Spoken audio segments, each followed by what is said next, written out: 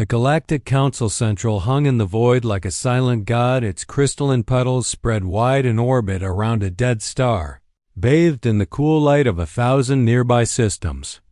No sound reached its outer hull. From space, it looked like a jewel carved from ice and flame. But within its heart, a different kind of fire burned. Inside the Grand Assembly Hall, 1,000 alien voices murmured, echoed, and layered over one another like the hum of 1,000 storms. The chamber was vast beyond comprehension. The ceiling rose high into shadows and shimmered with slow pulses of filtered starlight from far-flung constellations. Domes of translucent crystal arched overhead, shifting colors with every angle blue, violet, red, never resting. At the very center of this cathedral of power sat a circular platform with chairs arranged in perfect symmetry. Representatives of every major civilization in the known galaxy had gathered, and they were not pleased. They fired chunks of metal using explosive powders, scoffed Ambassador Ziri of the Hegemony. His body was plated with shimmering, pale blue crystal, each movement sending prismatic ripples across the room. Rockets. Not even quantum propulsion. Not even gravitic balancing. Rockets. These humans are a joke. Clicking laughter came. From the Vitur, a hive-minded insectoid species with long serrated limbs and silver-tipped mandibles. They clattered their teeth and chittered in amusement, filling the chamber with a sound like rain on steel. They burn fossil fuels, hissed a serpentine delegate wrapped in transparent bioluminescent membranes. They poison their own oceans and skies. A species that cannot even care for one world seeks admission to a galactic body? They war against themselves, added another, her voice smooth and cold. Endless factions, endless blood. No unity, no logic. And their weapons, sighed ZTHRI, lifting a translucent datapad. Kinetic-based rifles, ballistic cannons, fragmentation grenades. It's like studying a Neolithic museum exhibit. Their largest warships are smaller than our atmospheric cruisers. More laughter followed, some of it hollow, some of it cruel. They can't even protect their own planet, someone muttered. What could they offer us?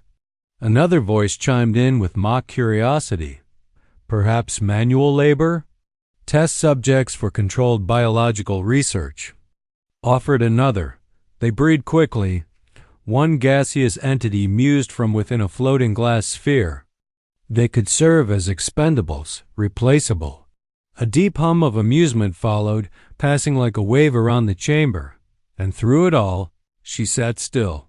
Admiral Sarah Chun, humanity's sole representative. She sat alone at a small circular platform marked with the blue and white crest of Earth. Her uniform was clean, modest, and undecorated. No ribbons. No flair. Just navy blue fabric stretched over the frame of a woman forged in long campaigns and longer silence. Her silver hair was cropped close, her hands folded calmly. She didn't twitch, didn't flinch, didn't raise her voice. She listened, and that unsettled them more than they admitted. Not a muscle moved in her face as they insulted her people. Not an eyebrow lifted when they suggested breeding quotas. When one delegate openly referred to humanity as useful organic extensions, she simply reached for the small glass of water beside her, lifted it slowly, and took a sip. It was the only movement she made. That sip echoed louder than a scream. Council Prime Vorthok, the eldest among them, whose race had existed before some stars had formed, leaned forward and watched her carefully. His glowing white skin pulsed once, dimly. She wasn't angry. That would have been expected. She wasn't shocked. That would have been understandable. She was waiting. Let us proceed, the Prime said finally. The application is concluded. Provisional status, Ziri snapped. Classy observational only. No voting, no autonomy. No military action without Council approval, added. Another, and should they face any threat, C3 finished, voice thick with mockery, they must contact the nearest patrol and wait. Admiral Chun placed the glass back down. Her expression did not change, but for a second, just a second, one corner of her mouth moved, a tiny smile, barely there, but those who saw it would remember it for the rest of their lives. The transport tube whispered shut behind Admiral Sarah Chun as she left the council chamber, the ambient hum of the massive station replacing the sting of alien laughter. She walked alone, her boots clicking softly on the polished obsidian floors. Around her, the architecture shifted subtly with every corridor, some designed by species who lived in liquid, others by beings who only saw ultraviolet. But Sarah did not pause to admire the diversity. She had seen this place before. She had studied every layout, every atmospheric chamber, every possible escape route. She passed towering delegates who barely acknowledged her presence. To them, she was no more than a curiosity, an artifact, the lone ambassador of a backward world that still relied on combustion and projectiles. But even now, after the jeering, the mockery, the open declarations of humanity's worth as breeding stock or biological fodder, she felt no hatred. No fire burned in her chest, because this moment was not unexpected. It had been planned. She reached an observation deck carved into the outer spine of the station. Through the crystal window, space stretched endlessly black, beautiful, uncaring. Sarah placed her hand gently on the glass. Somewhere in that darkness, hidden from every sensor the council believed they controlled, something was watching. Waiting. She activated the small communicator hidden inside the seam of her jacket. A single tone sounded, soft and brief. Chun? To Earth command. Authorization code. Vesta Sigma 4. A pause. Then a voice replied, calm, cold, human. Command online. Go ahead, Admiral. The Council has granted provisional membership. Class C observation only. As expected. Understood. Any reaction? They laughed. They offered us chains, not hands. Another pause. Then protocol remains. Unchanged. For now? Stand by for Phase 2. Maintain full cloak. Acknowledged. No deviation. She clicked off the communicator and allowed herself a long breath. The glass in front of her showed her reflection, faintly gray hair. Neatly in place, uniform creased to perfection, face carved by duty and time. But her eyes? They still burned with purpose. Not far from her, a pair of young alien cadets stood whispering. One was insectoid, clicking softly in its native dialect. The other was avian, its feathers twitching in amusement. They glanced at her, unaware that she could hear them even through their subharmonics. She's the human, the one they all laughed at. Heard her species still uses combustion engines. So primitive. Imagine being so weak you need help to survive. Sarah turned slightly, just enough to meet their eyes. She didn't speak. She didn't have to. The cadets froze, because her gaze held something they didn't expect. Not weakness, not shame, not even anger. It held calculation. And for the first time, they wondered if the rumors, whispers they had dismissed might hold truth. She turned back to the stars, out there, beyond the reach of even the councils. Best intelligence networks, Earth's true fleet drifted in total silence. Ships without names, engines without emissions, hulls coated in sensor-reflective polymer so advanced that even light had to be convinced to bend around them. Inside those ships, human crews trained in silence. They ran combat simulations that predicted alien tactics with 99.98% accuracy. Their AIs had studied every known battle ever fought by every species in the Council. They had developed counters for weapons the Council didn't even know they had. Revealed. And still, They waited, because timing was everything, and Admiral Chun knew the Council wasn't just wrong about humanity's power. They were wrong about humanity's patience. It was not weakness that had kept Earth silent for decades. It was restraint. A low chime rang in her earpiece. "Admiral," said the voice from Luna Command, "a Devourer signal has been detected. Outer Rim. Station Theta 7 has gone dark." Sarah's hand clenched. "Finally. Monitor for now," she replied. "We wait." "Yes, Admiral. Shall I alert the fleet?" She hesitated. "Just a second." Then, "No. Let the Council respond first. Let them feel it. Let them burn." She turned from the window and walked back toward the main corridor, every step echoing like a countdown. The war hadn't begun, but its shadow had just touched the galaxy. And humanity would not enter as beggars. They would arrive as the storm. The edge of known space was not a place that welcomed light.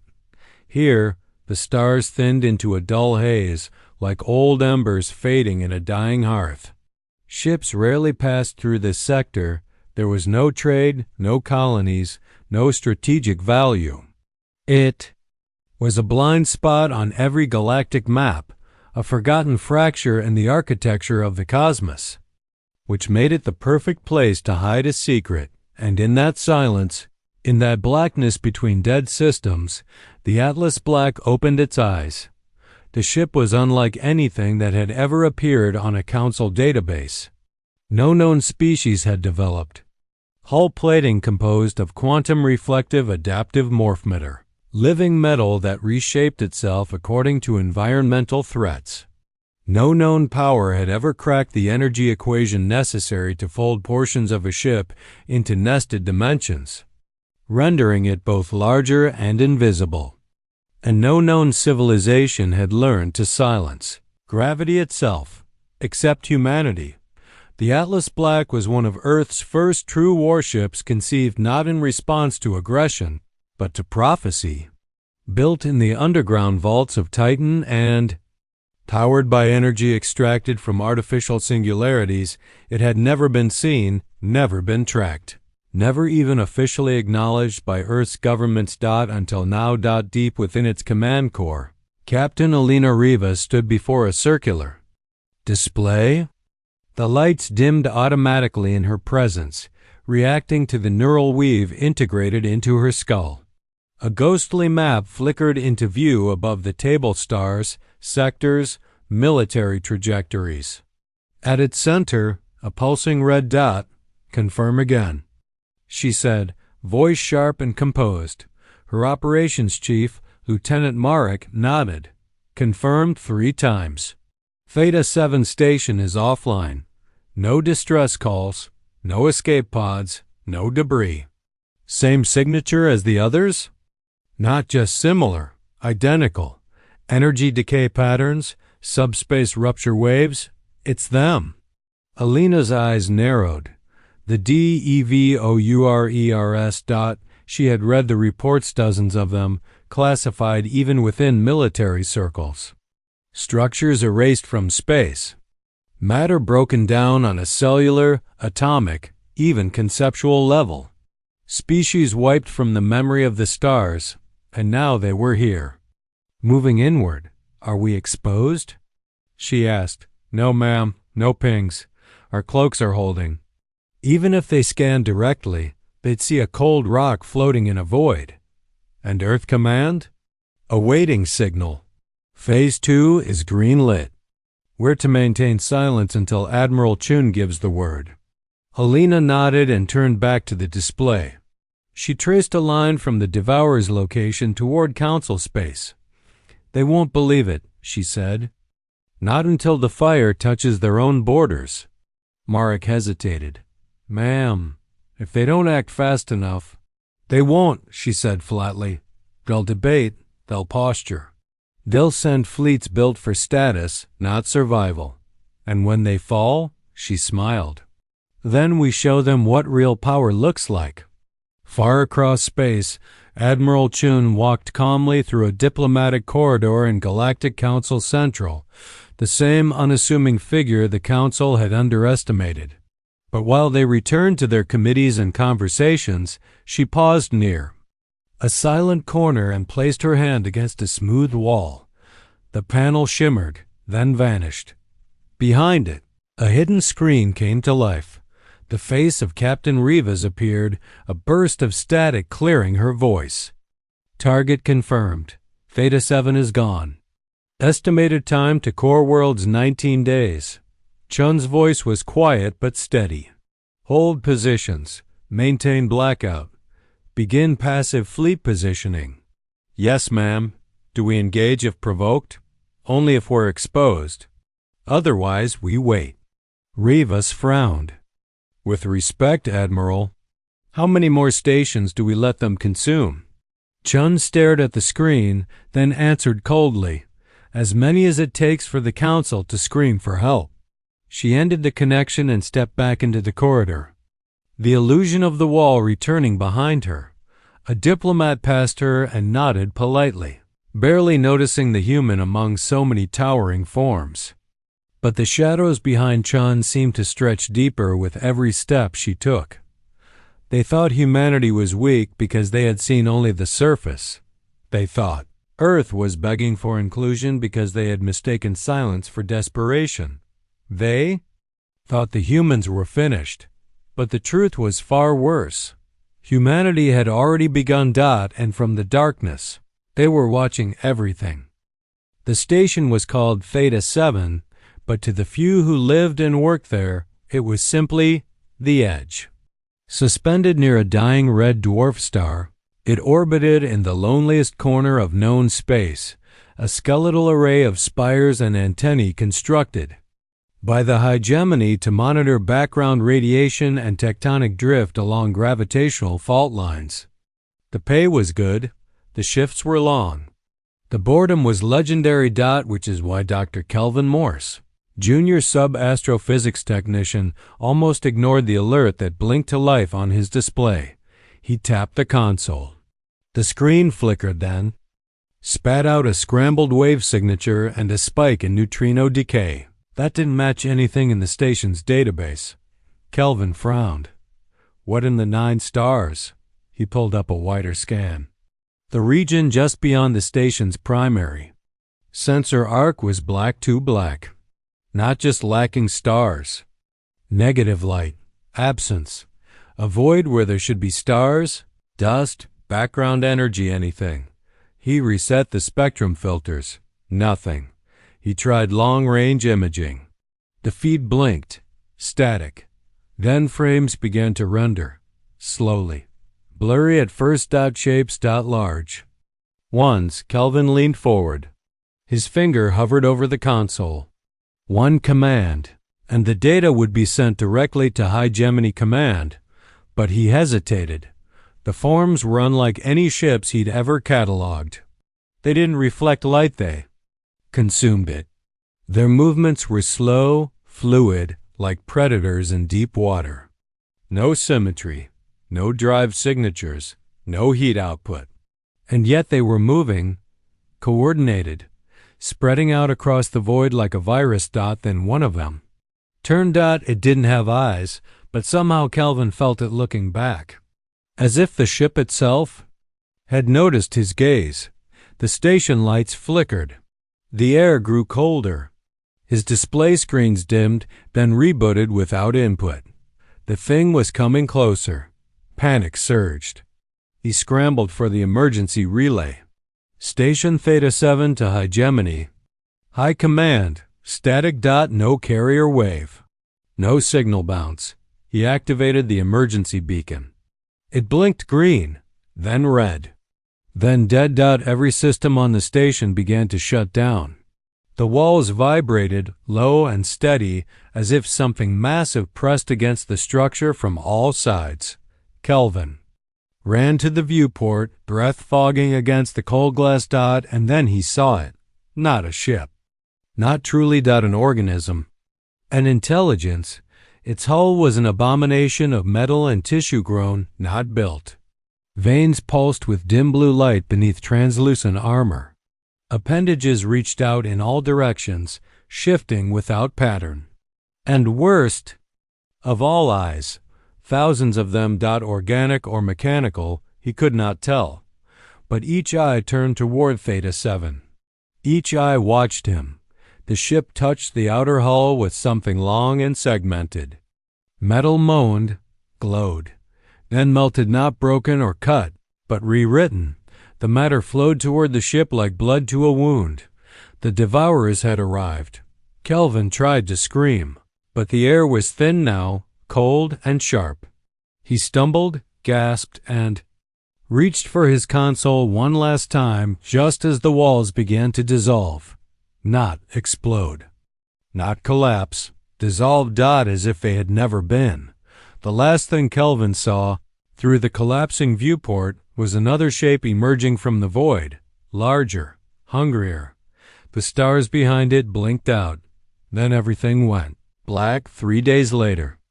A patrol ship from the Victor swarm arrived to check the station's silence. They found nothing. No debris, no radiation, no trace of architecture, not even gravitational distortion, just cold space, and a single, lingering echo on their sensors, a signal that could not be translated, a sequence of pulses repeating like a heartbeat. Alive, watching, waiting, and moving closer. The Council didn't believe the first reports. They never did. Theta-7 had always been isolated, manned by fringe scientists and low-level technicians. When the hegemony lost contact, they chalked it up to a solar flare or a sensor glitch. These things happened. Space was vast and messy, even for advanced civilizations. Nothing to panic about. Until the mining colony at Alarith Prime vanished. It wasn't just the loss of signal. The entire colony structures, personnel, atmosphere regulators, subterranean harvesters was gone. Not destroyed. Gone. As if erased from existence. No wreckage. No black box pings. No emergency beacons. A fleet sent to investigate found only dust and a faint gravitational echo where a moon-sized complex had been. That was when the silence began to feel like something else. A pattern. A warning. Within a week, 4 more sites went dark. Then came the refugee ships, broken, limping vessels filled with traumatized survivors from outposts the Council had never even realized were near the edges of the threat. They spoke of ships made of flesh and metal, weapons that melted hulls like wax, creatures that learned with every engagement. The word began to circulate. Devours. It spread like a virus, spoken in hushed tones and military briefings, whispered between diplomats during adjourned sessions. The word had no official designation, no linguistic root. And yet every species understood it instantly. They had never seen anything like this. The hegemony mobilized first. 50 warships under Captain Vexter, a battle-hardened veteran with centuries of victories behind his crystal-plated armor. His ships were the finest the crystal-bonded engineers had ever created. Quantum lances, kinetic impact drivers, transdimensional shields.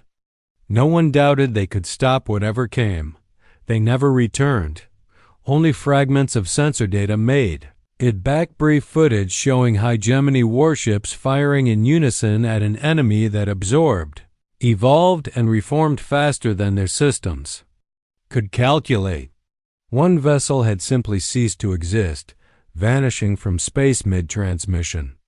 Another had been consumed from the inside out by microscopic machines that behaved like living viruses.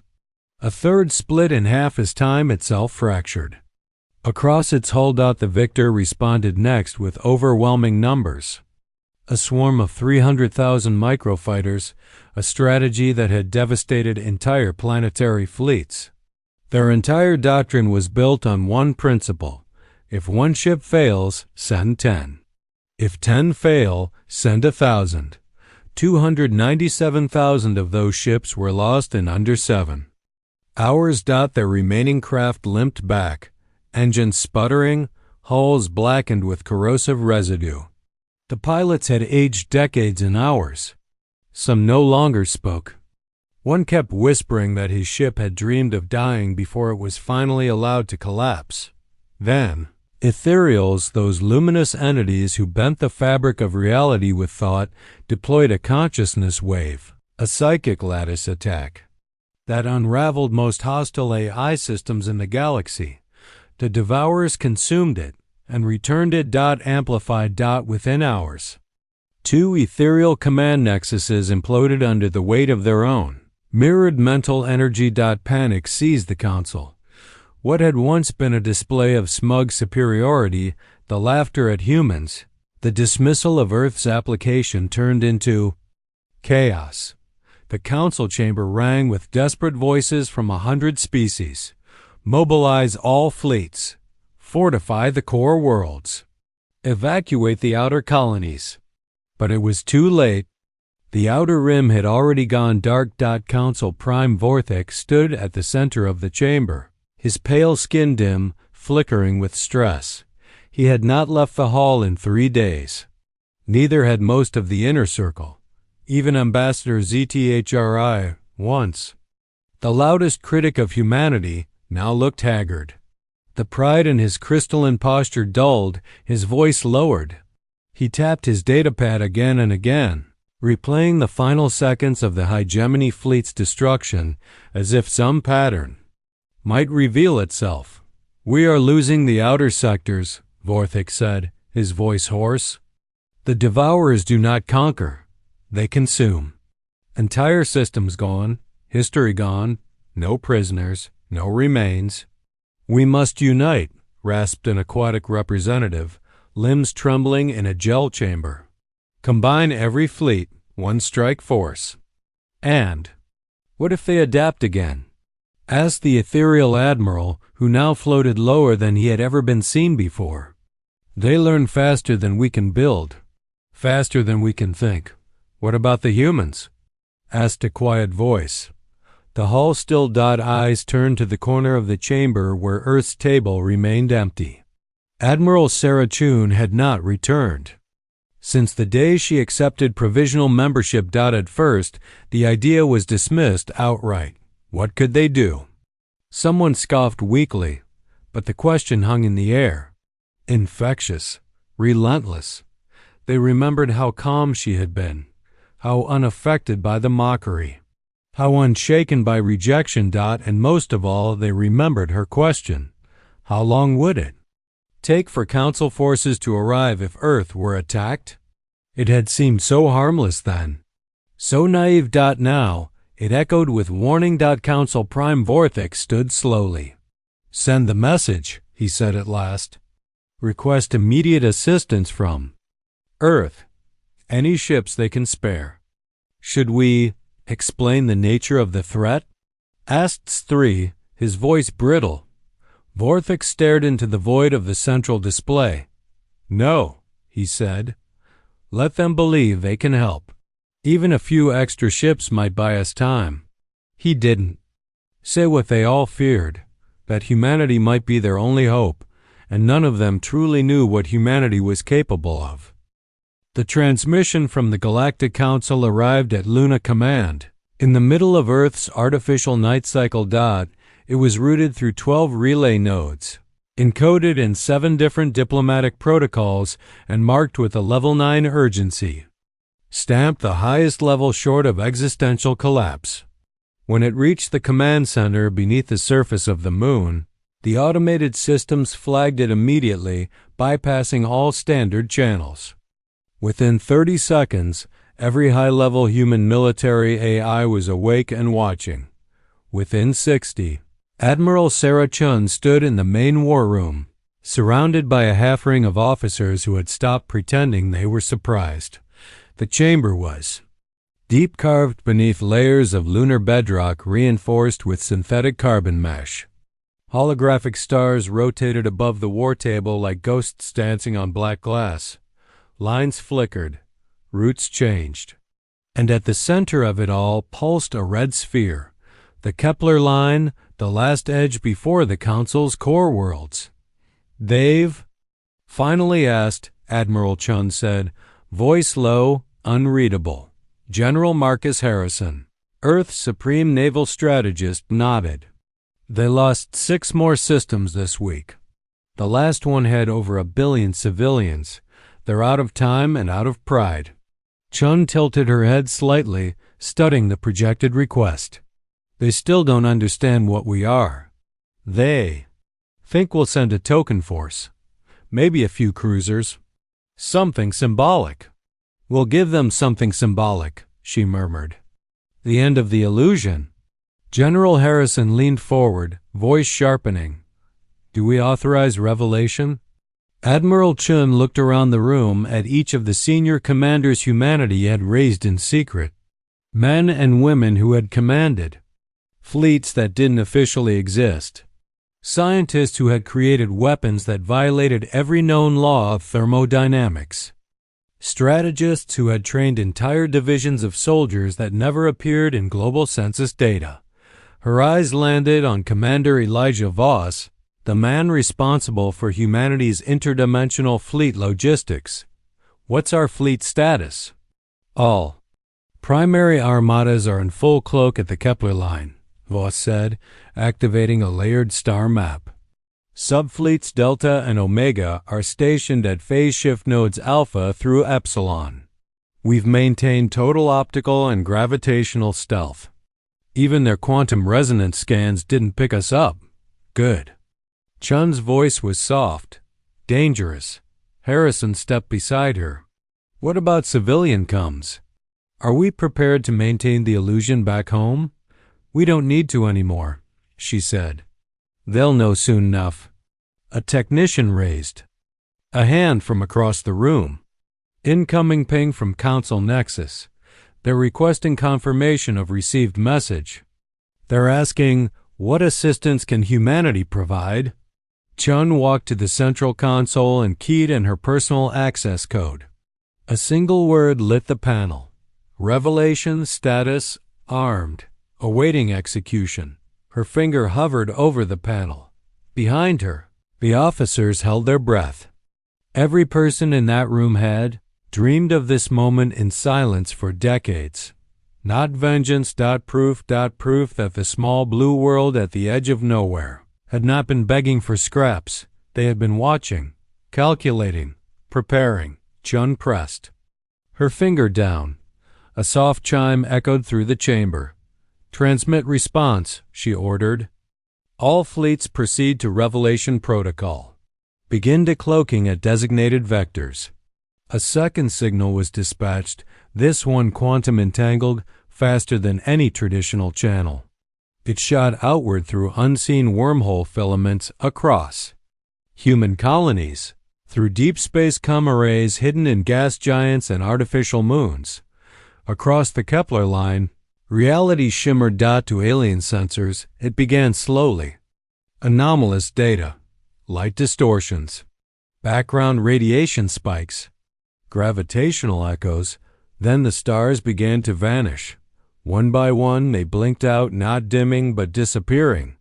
Entire sectors of starlight consumed by growing black silhouettes. That moved with mathematical precision. On the Council's orbital defense stations, technicians scrambled.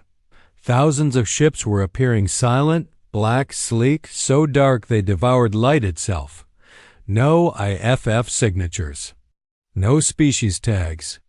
Just shape after shape after shape. Then the flagship Prometheus appeared 10 kilometers long, its hull layered in shifting plates that moved like thought itself. It didn't emerge from space so much as rewrite the space it entered. It was followed by hundreds more. Then thousands. Then tens of thousands. Back on Luna, Admiral Chun stood before the war table. Let the Council see, she said. Let them remember what they chose to ignore. Shall I send them a status report? Asked the comms officer. Chun's smile was razor thin.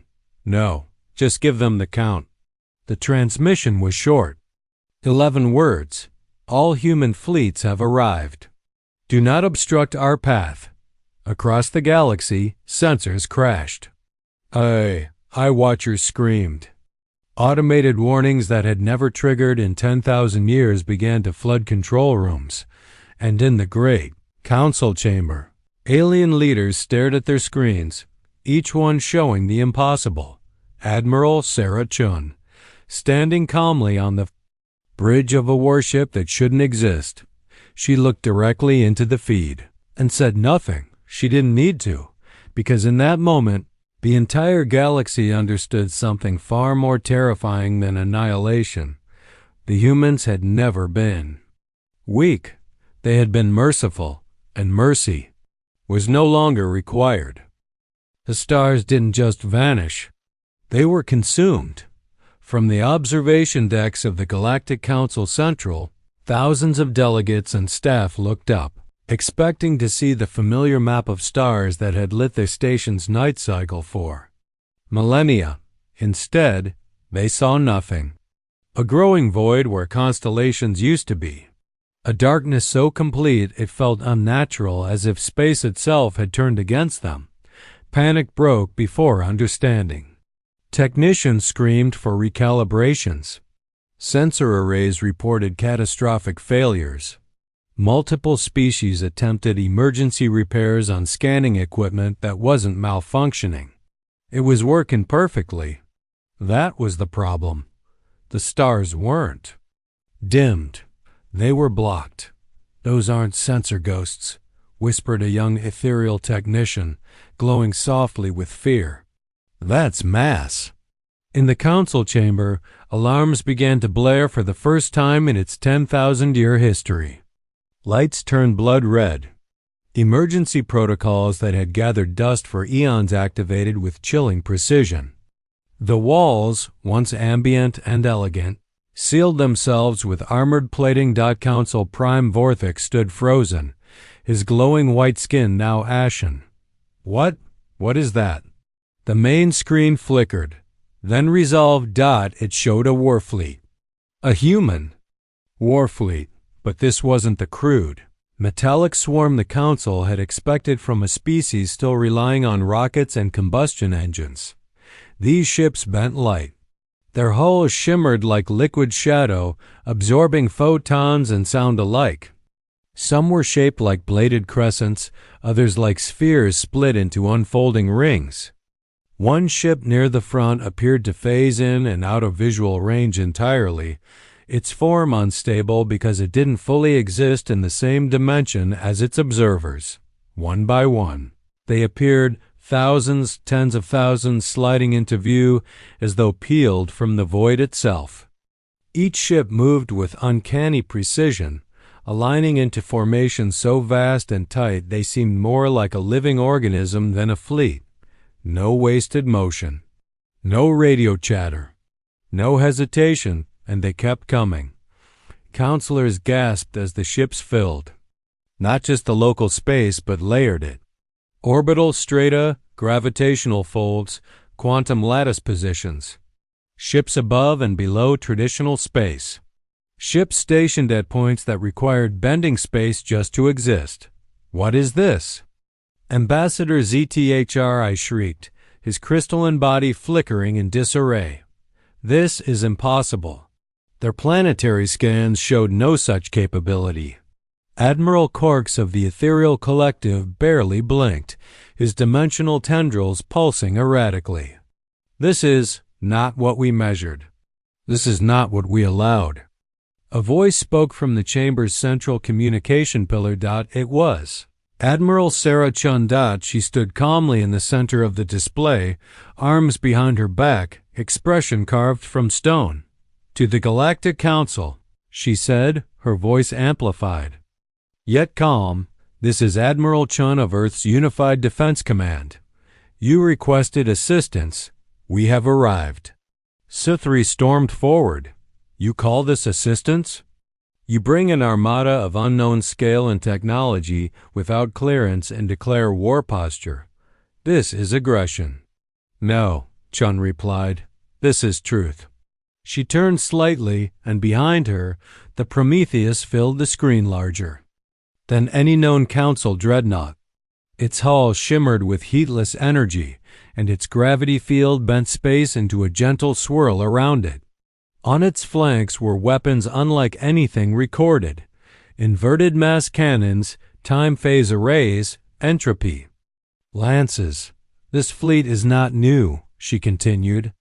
It has existed undetected for over a century. Vorthik stepped forward, voice shaking. That's impossible. You don't have the infrastructure. Because you never looked where we let you, Chun interrupted. Every assessment, every intelligence report, every scan we allowed. You saw what we chose to show you. But why? Whispered an insectoid from the Tsislar Dominion. Because we needed to know what kind of galaxy we were joining, Chun said. We needed to know whether you offered cooperation or domination. And now you reveal yourselves like conquerors? S3 snapped. No, Chun said again. We reveal ourselves like survivors. The screen shifted. Now it showed the Kepler line in real time. From across dozens of light minutes, human fleets positioned themselves with perfect symmetry. Thousands of warships unfolded from stasis fields, each one humming with power that registered off galactic scales. Some vessels shimmered with antimatter harnesses. Others bore strange gravitational rifts around their cores, unstable to the eye, stable to their crews. On the edge of it all, deep in the darkness, something moved. They've arrived, said a council officer. The Devourers are here. The viewing screen zoomed in. The enemy approached like a tide. Biomechanical horrors flowed across the stars, shifting, growing, splitting into new forms. They had evolved again. Faster, sharper. S3's voice cracked. They'll adapt. They always adapt. Even this fleet. No. Admiral Chun said. And her smile, the same one she'd offered 3 months ago, returned. They've never faced humans before. A pulse rippled through human ranks. Weapons deployed. Not charged, deployed. Systems the galaxy had never imagined came online in silence. There were no loading sequences, no energy spikes. Just movement. Dozens of alien species watched as the humans began to reshape space itself. Small localized gravity wells opened. Defensive shields that responded not to impact, but intention, bloomed across battleships. Fighters blinked between micro-realities. Dear stars, Vorthik whispered. What are they? Chun answered without blinking. We are what you mocked. A final chime rang across all council systems. A single message encoded in every known language. The war begins now. Stand aside or be swept away. The galaxy held its breath. The humans did not. The first shot wasn't a missile. It wasn't a beam. It wasn't even visible. It was a distortion. A whisper in the fabric of reality that passed through the void. Like a ghost, silent, instantaneous. And when it struck the lead Devourer vessel, it didn't explode. It convinced the ship that it had already been destroyed. To all observers, the massive biomechanical creature simply froze mid-flight, and then began to rot, its metal flesh surface corroded in reverse, unwinding across its length like a flower wilting in time-lapse. Internal structures collapsed in on themselves. Its lights dimmed from within. By the time it was halfway through its final convulsion, the entity was already centuries dead in multiple timelines. It was the first death. It would not be the last. From the command bridge of the Prometheus, Admiral Sarah Chun stood tall before a holographic display so vast it curved around the entire room. Before her were the coordinates of 1,000 ships, locked in position at the Kepler defense line. Behind her stood commanders, tacticians, and AIs whose minds operated faster than light. Enemy advance velocity increasing, reported Commander Jackson, eyes locked on an expanding cluster of red markers. They're trying to overwhelm our perimeter with biomass. Estimated contact in 30 seconds. Hold fire, Chun said. He looked at her. Ma'am? They expect panic. Show them we're not like the others. The Devourer swarm swelled forward like a tide of writhing metal, flesh, and energy. Their ships were not ships at all, organisms with hyperadaptive forms. Limbs like shifting spires, eyes made of embedded starlight. They moved without thrust, bending the space around them with each pulse of their hideous propulsion. Behind them, larger entities loomed, tentacled abominations the size of moons, trailed by clouds of smaller drones that were equal parts parasite and torpedo. Every species in the galaxy had fled before these monsters. Every fleet had broken, but not this one. First wave crossing perimeter, Jackson said. Admiral Chun raised her hand. Begin Phase 1. Human ships activated in unison. What had once appeared to be standard hulls suddenly shifted layers. Peeled away, revealing structures coiled beneath like the skeletons of gods. Some ships unfolded into shapes that defied symmetry, revealing inner weapons that shimmered with anti-temporal light. Others seemed to fracture across dimensions, creating echoes of themselves, tripling their presence in adjacent realities. And then they opened fire. Not with bullets, not with plasma. But with concepts. Streams of compressed entropy lanced across the battlefield, hitting Devourer vessels and aging them into ruin. Biological components shriveled into dust. Mechanical limbs seized in rusted agony. Those that tried to regenerate found their cells stuck in reverse loops, perpetually forgetting how to live. Microfracture drones slipped through invisible cracks in space, bypassing shields entirely. Upon contact, they did not explode, they rewrote purpose. Systems built to adapt began to misunderstand themselves, growing tumors of metal and bone that weighed them down. One Devourer ship fired a pulse of chaotic dark matter. It never reached its target. A human ship absorbed the blast with an unregistered field that fed on the attack, then returned it condensed tenfold through a portal that opened inside the creature's own command.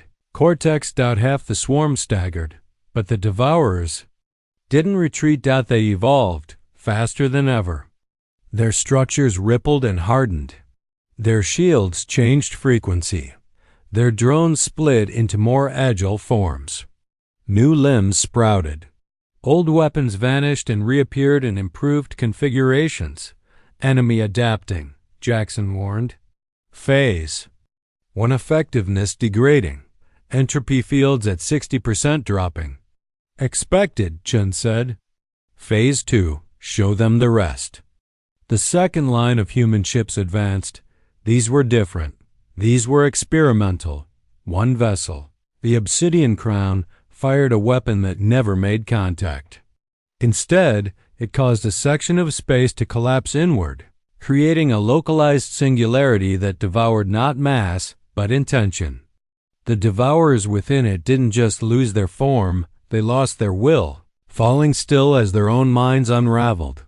Another fired a payload that phased out of visible reality, then reappeared embedded inside the core of a Devourer Titan, detonating across 17 dimensions simultaneously. Even these horrors struggled to adapt. Phase 2 holding, said Commander Jackson. Enemy casualties rising. No, Chun corrected. They're still testing us. She tapped a command key on the console. Prepare Protocol 7. It's time we stop answering questions and start asking our own. Behind the fleet, 12 massive structures decloaked. Their hulls were inert dark as obsidian, geometrically perfect, humming with a deep, harmonic vibration that couldn't be explained with physics alone. The Council had no name for these ships. Humanity called them the judges. Each one carried a different weapon. One bent causality, another displaced time. A third launched logic bombs code so advanced it infected Devourer neural nets through observation alone. When the judges fired, silence fell. The void itself recoiled, Entire swaths of the enemy fleet were unmade, not destroyed, but disqualified from existence, as if reality had been retroactively edited. And still the Devourers surged forward, learning, folding, mimicking. But now they hesitated. Now, for the first time, they began to die without adapting. The tide had stopped. On the Prometheus, Admiral Chun spoke without looking up, broadcast to the Council. One sentence. The communications officer nodded. She said, "Tell them we've just begun warming up." Space trembled. Not metaphorically, literally. Fabric rippled. Gravitational anchors buckled. Deep field telescopes across hundreds of systems sent back the same impossible result. A region near the Kepler line had become unstable. It wasn't just battle damage. It wasn't the result of human weapons. It was something else. The Devourers had changed their shape again, but this time they changed the rules. Back on Galactic Council Central, the chamber was chaos. Delegates screamed over each other. Emergency simulations looped in real time each. Worse than the last. 3 worlds had already fallen in the last hour, despite the humans' defense line. One counselor collapsed, convulsing from psychic feedback as an outpost linked to his species was consumed mid-sentence. "They're still coming?" someone cried. "No, they're spreading." The screen showed it. Multiple vectors. Devourer. Splinters bypassing the human fleet altogether, heading for unprotected colonies, slipping through gravitic folds and wormhole veins that no species had ever successfully used in battle. "They're rooting around the conflict," whispered the ethereal representative, floating inches above the floor. "As if they knew we'd fail." Prime Vorthik clenched his clawed fingers, voice low. "And humanity?" "They're holding," his aide whispered. "But for how long?" In orbit over Kepler 184b, a council outpost watched helplessly as the horizon of the planet began to warp. Not the atmosphere. The planet itself, a massive devourer seed, had landed. It burrowed beneath the crust, expanding like a cancer, terraforming the world not for life, but for hunger. The oceans boiled away in moments. Mountains cracked open like eggshells. Creatures composed of both meat and metal swarmed out of the pits, converging on the remaining cities with unrelenting instinct. But then the sky tore, not exploded. Not open. Tore. From the void, a human dreadnought descended vertically through a fold in space, surrounded by a curtain of anti-light. It moved like a god wrapped in armor, its hull scarred with black energy. Engines emitting no fire, only vibration. It didn't land. It declared. From its flanks, smaller ships, sleek, blade-like, draped in kinetic armor, streamed down like falling knives. They struck the corrupted surface with soundless precision, deploying mechanized squads of soldiers who moved in tight phalanx formations. Each human wore gravity-reducing armor, psychic dampeners, and modular weapon platforms that adjusted with thought. But this was not an invasion. This was an exorcism. Inside the Devourer hives, human teams planted Warcore's dimensional anchors that disrupted space-flesh bonding matrices. As the devices activated, screams erupted from beneath the crust. The Devourer network recoiled, folding inward to escape. But the anchors held them here, and then the weapons activated. From the Persephone-class destroyers overhead, quantum inversion. Beams fired, not energy, but probability. The enemy's likelihood of survival was mathematically rewritten. The hives collapsed into possibility fragments, turning into what they could have been, then vanishing, because what could have been was nothing. The council station in orbit watched it all. "By the stars," one officer whispered, tears forming in his secondary eyes. "They're not just fighting monsters. They're erasing nightmares." Back aboard the Prometheus, Admiral Sarah Chun watched the front stabilize.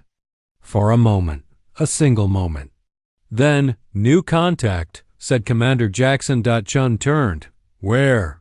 Jackson hesitated. Inside our rear line. What? Screens flared. Readings spiked into unreadable ranges. Several human ships suddenly rotated formation to face inward. One opened fire without being given the order. Infection vector. Voss snapped. We've been penetrated. They're inside our encryption layers. Our own predictive AI is being reflected back at us. One ship began to drift. Its engines melted, leaking antimatter in graceful arcs. Its lights turned red. Its hull opened. From within, a Devourer construct emerged, but it wasn't one of theirs. It was merged. Part human. Steel bones. Human armor. Plating, our ship design, but its flesh was wrong. Soft pulsing. Evolving in real time. A mockery. Chun's breath slowed. They were learning more than tactics. Now they were learning us. Activate Black Protocol, she said. Jackson blinked. That's full fleet lockdown. You'll put every commander into autonomous battle posture. No central AI control. They've seen our AI. She turned toward the tactical screen and lowered her voice. We fight like humans now. The command echoed. Ships across the line broke formation, not into chaos, but into asymmetry. Human unpredictability became their strength. Randomized. Attack vectors. Analog overrides. Emotional path pilots. The Council had once mocked humans for their instinct. Now, it was saving the galaxy. The Prometheus lunged forward, energy cascading around its hull. And far beyond, where no one could hear. A greater threat opened its eyes. The Devourers were only a test, and humanity had passed, barely. The galactic edge was never truly mapped. Not because of distance or scale, but because space itself became wrong the farther one went. Light bent oddly. Time staggered. Thought slowed. This was not unknown to the Council. Every species had legends shared. Only in whispers of the Black Wall, a region beyond which no ship returned. Not because they were destroyed, but because they were forgotten. No data, no memory. As if they never existed at all. It was here, in that forbidden blackness beyond Kepler's arc, that humanity had placed its deepest sensors. And it was here that something finally blinked. Not a signal. Not a ship, but a consciousness. Luna Command received it first. Not in language or code, but as a feeling cold, ancient, infinite. Every Class 4 psychic on Earth collapsed in the same instant, clutching their heads and weeping blood. Their final message, written across a dozen walls, skin, and digital screens in the same handwriting. It is awake. On the Prometheus, Admiral Sarah Chun stood silently in the observation vault as the artificial starlight dimmed. The ship had entered high-secure stasis mode. All non-essential systems were offline. Even the ship's AI Eidolon had slowed to emergency whisper protocols. She could feel it in her bones. Shift in the battle. No longer just war. Now revelation. Give me a live feed from the edge, she said softly. The screen shimmered. From hundreds of away, the outermost array the Tantalus eye fed in its final images. What it showed defied understanding. A shape had emerged, but it wasn't a ship. It was an idea wearing form. Kilometers across, yet seemingly flat. No depth, no dimension. And still, it moved, casting shadows that bent stars out of alignment. Beneath it, Devourer swarms multiplied at rates beyond physics. New forms, larger, angrier, faster. Begin biothought scan. She ordered. A low-frequency tremor rumbled through the chamber. Results came in. The entity's thoughts weren't linear. They were recursive loops that fed upon themselves, rewriting. Logic. It was not merely intelligent. It was post-intelligent. Something evolved beyond war, reason, or survival. A being that consumed not out of hunger, but because that was all it remembered how to do. Commander Voss's face turned pale. We think this is their central intelligence, the one that guides the swarm, the one that builds the templates. Chun didn't look away. The king, it had no name, but in the classified war files on Luna, it had always been referred to as such: the Devourer King, the first, the origin, the one that had destroyed the previous galaxy cycle, the one that was never supposed to wake up. And now it was moving. Time to Kepler line? She asked. 4 days. Less if it been space. Again, the Kepler line had held so far. But this wasn't a swarm. This was it. The singularity of the threat. The architect. What about the council? She asked. Commander Jackson's tone was bitter. They've issued a new statement, demanding you declassify the rest of our arsenal. They believe you're hiding a planetary weapon. Chun smiled without humor. She was, but even that might not be enough. She walked toward the vault's tactical console. It required both her DNA and retinal imprint to unlock. No one had accessed it since the formation of Earth's Shadow Protocol's contingencies, designed for a day even Earth feared would come. She opened the file. Protocol Ragnarok. The screen flickered. Even in a room full of hardened soldiers and post-human tacticians, silence followed. Because Ragnarok was not a weapon. It was a sacrifice. A system of last resort that involved collapsing local space-time using Earth's oldest, most dangerous experiment. The Null engine, a singularity device so dangerous it had been buried in the void near Saturn's lost moon. Even observing it directly warped cognition. If activated, it wouldn't just destroy the Devourer King. It would erase everything for 3 light years, including the Kepler line, including the fleet, including Sarah Chun herself. Commander Voss broke the silence. If we use that, we'll win, but at what cost? Chun looked at the star map, ships, soldiers, a galaxy that had once laughed at humanity and now watched in fear and awe. If we don't, she said, there won't be a galaxy left to save. Behind her, the fleet realigned every ship, every pilot, every AI already running simulations for the final stand. The king was coming. It moved without sound, without speed, without limit. A god of ruin, and at the edge of existence, stood one last human line, a single council transmission. Arrived. 6 words. What do we call this phase? Chun typed back, judgment. The king arrived with no herald, no roar, no warning. It simply was looming in the void like a rift in meaning, a wound in the cosmos. It stretched across dimensions like the echo of a forgotten apocalypse. The Devourer King did not radiate energy. It radiated absence. Stars behind it flickered not from shadow, but from conceptual rejection. They no longer knew how to shine in its presence, and yet, before this cosmic terror, humanity did not kneel. They stood. The Kepler line, once thought to be Earth's desperate defensive perimeter, now pulsed with light, iron, and quantum fury. Human. Warships tens of thousands strong repositioned in silence.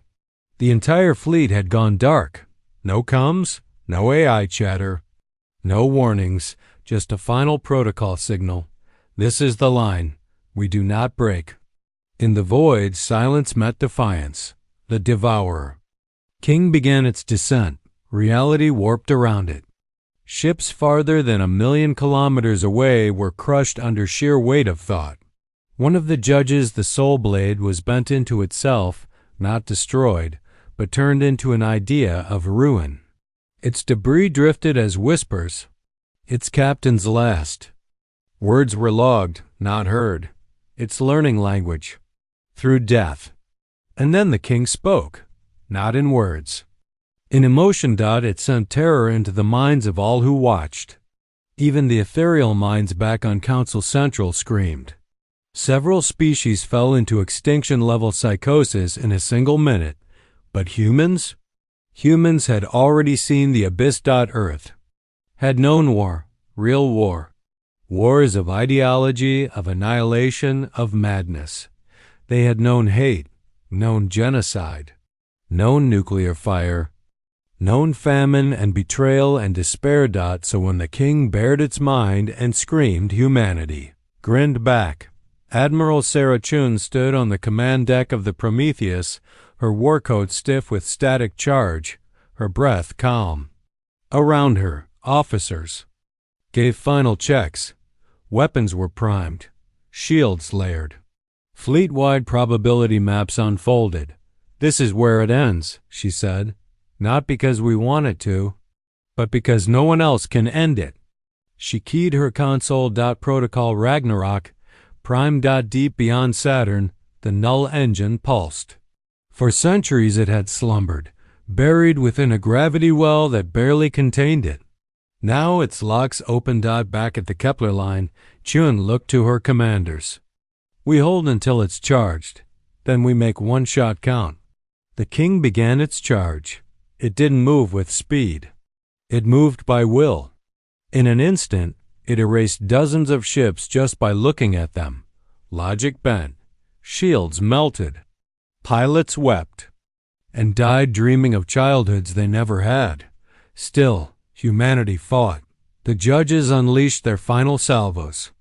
Concept daggers sliced at the king's edges.